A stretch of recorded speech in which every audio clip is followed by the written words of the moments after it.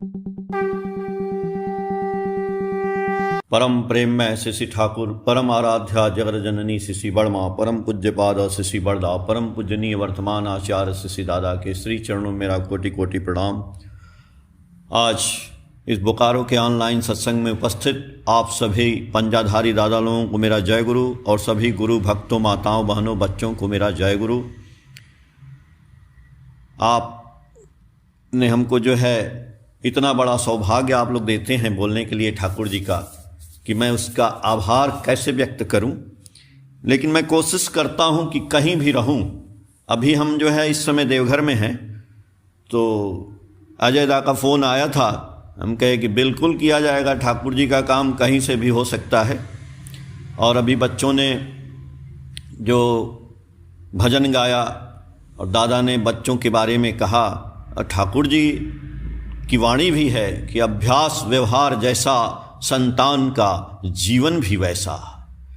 तो हम अपने घर में जैसा संस्कार परिपोषित करते हैं, परिपूरित करते हैं, परिपूर्ण करते हैं, उसी संस्कार पे जो है हमारे बच्चे भी चलते हैं। ठाकुर जी की तो बहुत सी वाणियाँ हैं कि हम अपने घर में जो करते हैं, यदि छोटा बच्चा भी है 2 साल का, तो वो भी वो फीलिंग्स करता है, बोध करता है, देखता रहता है। यदि आपस में हम पति पत्नी झगड़ा करें, आपस में पति पत्नी प्रेम की बातें करें, ठाकुर जी की बात करें, वो सारा संस्कार वो 2 साल का बच्चा भी उसको जो है अटैच रहता है उससे, और उसको जो है वो सीखता रहता है। इसलिए ठाकुर जी ने सब कुछ के लिए सावधान किया है। और मैं इसी सिलसिले में एक बहुत ही बढ़िया जो है कहावत है, वो भी मैं आपको बताऊंगा।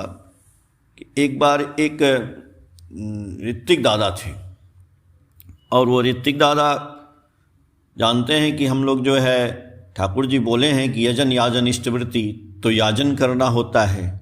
और याजन करके हम लोगों को ठाकुर जी की बातों से लोगों को उद्बुद्ध करके और उनको ठाकुर जी की दीक्षा दिलाना, ये तो मेन काम है। क्योंकि ठाकुर जी ने मनुष्य के बारे में जो बोला है कि ठका पराया मानुष अपना जितना हो मानुष धरना, तो मानुष धरने के सिलसिले में एक बार एक ऋत्विक दादा, ये सुनिएगा, बहुत अच्छी घटना है और कहानी है कि कैसे बच्चों के अंदर डेवलपमेंट होता है। खासकर अभी जो बच्चे के ऊपर चल रहा था, तो उसी मेरा दिमाग वही उसी पे आया कि यही बात आज सुनाई जाए। तो ऋत्विक दादा दुर्गा पूजा का पंडाल में भी दुर्गा पूजा भी कराते थे, वहाँ जाते थे, क्योंकि ब्राह्मण थे। तो वहाँ पे एक दिन वो उस पंडाल में गए, तो एक नगाड़ा वाला था, वो नगाड़ा बजा रहा था।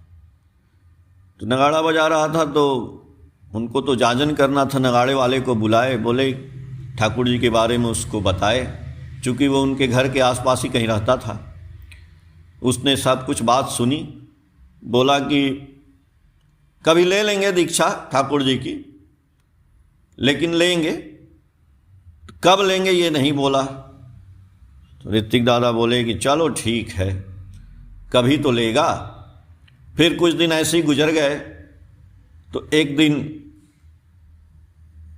ऋत्विक दादा को वो मिला, बोले ऋत्विक दादा कि भाई तुम दीक्षा कब लोगे। तो बोला दादा विचार तो कर रहा है, चलिए हम देखते हैं, आज हमको काम है और शाम को हम आएंगे तो बताएंगे। तो शाम को वो आया। शाम को आया तो उसके हाथ में 2 पिजड़ा था, और दोनों पिजड़े में एक एक तोता था। तो शाम को वो सोचा उसने कि अरे ऋत्विक दादा को एक तोता दे देते हैं और एक हम रख लेते हैं, दोनों रख के क्या करेंगे। तो वो जो है ऋत्विक दादा से मिला और बोला कि दादा आज हम काम पर गए थे, तो हमको जो है ये 2 जो है तोता मिला है पिजड़े में, एक हम रख लेते हैं, एक आप रख लीजिए। तो बोले नहीं ये तो ठीक है, दीक्षा कब लोगे। बोला कि दीक्षा भी ले लेंगे, आप पहले ये तोता रख लीजिए। एक तोता वो रख लिया, एक तोता वो ले लिए, और लेके अपने घर में ऋत्विक दादा उसको तोते को खाना पिलाना खिलाना, और वो अपना नगाड़े वाला भी अपने घर में वैसे ही तोते को खाना खिलाता था, पिलाता था। कुछ दिन हो गया तो ऋतिक दादा सोचे कि आ नहीं रहा है, चलो हम ही उसके घर पे चलते हैं। जब एक आध महीना हो गया तो ऋतिक दादा उसके घर गए अंदर। तो जैसे ही दरवाजे के अंदर घुसते हैं उसको चिल्लाते हैं, बुलाते हैं कि भाई कहाँ हो। तो पिंजड़े में जो तोता वो ले गया था, वो तोता देखते ही उनको बोलता है, अरे भाग भाग यहाँ से दुष्ट कहीं का, कमीना कहीं का। तो ऋतिक दादा देखते हैं, बोलते हैं कि अरे ये तोता ऐसे दुष्ट और कमीना क्यों बोल रहा है। फिर कुछ देर बाद फिर वो तोता उनको बोलता है, अरे भाग भाग यहाँ से दुष्ट कमीना कहीं का। अब ऋतिक दादा वहाँ से देखे, फिर अपना चले आए। जब चले आए तो बोले कि ये तो बड़ा तोता गड़बड़ सीख लिया है। एक दिन वो मिला तो उसको बोले कि सुनो, तुम्हारा तोता इतना गंदा क्यों बोलता है भाई। तो बोला कि अरे दादा हम आएंगे तो आपके पास हम बताएंगे आपको। तो एक दिन वो उनके घर आया। तो जब वो घर आया तो यहाँ पर ऋतिक दादा का भी तोता टंगा हुआ था। तो जैसे ही वो घर के अंदर आता है तो ऋतिक दादा का तोता बोलता है उसको, आइए आइए बैठिए, घड़े में पानी है पीजिए। और पंडिताइन नहाने गई हैं, यानी ऋतिक दादा ब्राह्मण थे। तो यही बात बोला। तो नगाड़े वाला सोचा अरे ये तो तोता बहुत अच्छा बात बोल रहा है। फिर वो तोता बोला, बैठिए, घड़े में पानी है पीजिए, पंडिताइन नहाने गई हैं। तो वो तोता वाला बैठ गया, पानी वानी पिया वो नगाड़े वाला। तब तक ऋतिक दादा आते हैं तो उनसे बोलता है कि दादा आपका तोता तो बड़ा बढ़िया बात बोलता है। तो ऋतिक दादा बोले, और तुम्हारा तोता क्या बोलता है ये बताओ, क्यों गाली देता है। तो बोला, दादा गाली कहाँ देता है, वो बात ये है ना कि मैं तो नगाड़ा बजाता हूँ और आप जानते ही हैं कि हम लोगों का जो है व्यवहार सब जो है गलत रहता है, आदत गलत पड़ गई है। शाम को हम कुछ थोड़ा दारू और पी लेते हैं, अब नशे में रहते हैं। जैसे घर में हम आते हैं तो हमारी पत्नी जो है घर के अंदर से हमको बोलती है रोज, भाग भाग दुष्ट कमीना कहीं का। तो वही बात तोता सुनता रहता है और वही तोता सीख लिया है। और आपके यहाँ आता है तो आप ऐसी बात बोलते हैं तो आपका तोता ऐसा सीख लिया है। अब देखिए, एक पक्षी भी, हम घर में जो बातें करते हैं वो पक्षी वही बात सीख लेता है, तोता। तो ये तो हमारे इंसान के बच्चे हैं। तो जो हम काम करेंगे वो काम हमारे, ये मत सोचिए कि बच्चा छोटा है, 2 साल का है, 5 साल का है, ये नहीं देखता है, वो सब कुछ देखता है। इसीलिए ठाकुर जी ने कहा है कि अभ्यास व्यवहार जैसा, संतान का जीवन भी वैसा। पति पत्नी झगड़ा करते, पुत्र पुत्रियां देखे और अपने संततियों को सदर द्वार पे रखे। पति पत्नी यदि झगड़ा करते हैं और पुत्र पुत्रियां वहां पे हैं तो उनका संस्कार निश्चित गड़बड़ हो जाएगा। इसलिए पति पत्नी को उनके सामने झगड़ा भी नहीं करना है। और हम चाहते हैं कि पत्नी आपकी सेवा करे, निष्ठा करे, और पति पत्नी को प्यार करे, दोनों का होना चाहिए। लेकिन पत्नी जो है पति को प्यार तो करेगी, लेकिन कब करेगी? ठाकुर जी ने कहा है कि यदि पति इष्टमुखी रहेगा तभी पत्नी उसको ज़्यादा प्यार करेगी। अगर पति इष्टमुखी नहीं है, वो खाली पत्नी के चक्कर में है, कहीं न कहीं ठाकुर जी बोले हैं कि जो आदमी यदि ठाकुर को नहीं पकड़ा है, निष्ठा में नहीं है, ठाकुर जी से लगन नहीं है, वो आदमी, जैसे मान लीजिए उसने दीक्षा नहीं लिया है, वो ज़्यादातर पति पत्नी में यही होता है कि पति जो है हमेशा उस सेक्सुअल रिलेशन की बात ठाकुर जी किए हैं कि वही रहता है। इसलिए पत्नी उसको आदर नहीं देती है, वो सम्मान नहीं देती है। लेकिन यदि पति इष्ट का सेवक है, दीक्षा लिया है, ठाकुर जी से जुड़ा है, उनका काम करता है, तो पत्नी ऑटोमेटिक पति की सेवा करती है, तभी वहां पे अच्छा जो है सोल जन्म लेता है। ठाकुर जी तो बहुत बड़ी बात बोले हैं कि अच्छी आत्मा आपके घर में कैसे जन्म लेगी। आप कि कोई आदमी पैदा हो गया तो उसको आप संस्कार सिखा करके नहीं आप बना सकते हैं। स्कूल में टीचर भी नहीं उसका संस्कार बदल सकता है। कुछ देर के लिए मार पीट करके आप उसको सुधार सकते हैं, लेकिन असली सोल कैसे जन्म लेगा? ठाकुर जी के सिद्धांत के अनुसार पहले शादी करनी पड़ेगी, मैरिज करना पड़ेगा। तभी ठाकुर जी बोले हैं पति और पत्नी की बात कि पत्नी की निष्ठा नहीं पति में, अब पति का नहीं पत्नी में टान, ऐसी चाल चलन हो जिसकी श्रद्धा हारा हो संतान। अगर पत्नी की निष्ठा पति में नहीं है और पति का पत्नी में टान नहीं है तो वहाँ पे इतना गंदा संतान का प्रादुर्भाव होगा कि आप उसे कुछ भी संस्कार नहीं दे सकते हैं। इसलिए ठाकुर जी ने कहा कि शादी विवाह को खिलौना मत समझिए। ये वैसे ही है जैसे एक 5 साल के बच्चे को एक केमिकल लेबोरेटरी यानी रासायनिक प्रयोगशाला में यदि बंद कर दिया जाए तो वो बच्चा क्या करेगा? वो जो केमिकल्स हैं ना, उस केमिकल को एक दूसरे में मिलाता रहेगा और विस्फोट हो जाएगा और वो कुछ बनेगा नहीं। वैसे ही हम यदि ठाकुर जी के मैरिज सिस्टम को फॉलो नहीं करेंगे तो ऐसे ऐसे सोल का जन्म होगा कि आज आप देख रहे हैं ना कि दुनिया में कितनी विध्वंसता हो रही है। कहीं लड़ाई हो रहा है, कहीं एटम बम चलाने की बात हो रही है, कहीं मानसिक प्रवृत्तियां हैं। आदमी खाली पैसा पैसा पैसा, पता नहीं कितना पैसा कमा के क्या करेगा। अरे आदमी का व्यवहार नहीं बनेगा तो वो कैसे होगा? वो भी जन्म से ठाकुर जी कहे खिलाना पड़ेगा। जैसे एक अच्छा बीज डालेंगे तो अच्छा पेड़ पैदा होगा, अच्छा फल आएगा।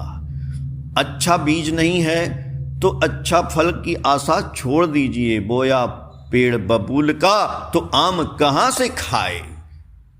इसलिए इसको जड़ से सुधारना है और सबके सुधार में है। इसीलिए ठाकुर जी से बोला गया कि ठाकुर जी मान लीजिए अगर वैसा जन्म नहीं हुआ है, हम लोगों का जन्म आपके मैरिज सिस्टम के अनुसार नहीं हुआ है, हम लोगों की शादी हो गई है, तो अब हम क्या करें? क्या हम आपकी अब दीक्षा नहीं लें? और हम आपकी दीक्षा लेंगे तो हम सुधरेंगे कैसे फिर? ठाकुर जी बोले हाँ बिल्कुल सही बात है। इसीलिए ठाकुर जी बोले हैं सत्यानुसरण में कि तुम लता का स्वभाव अवलंबन करो और आदर्श रूपी वृक्ष को लपट कर धरो, सिद्ध काम होंगे। अब आपको काम यही करना है कि हमारा जन्म तो हो गया है, हम चोर उचक्के लफंगे जुआरी मदारी जो भी हैं, लेकिन हमको यदि सुधरना है तो सुधरने के लिए ठाकुर जी कि वृक्ष को, ठाकुर जी जैसे वृक्ष हैं वैसे हमको लता बन के उनके चारों तरफ से उनको पकड़े रहना है।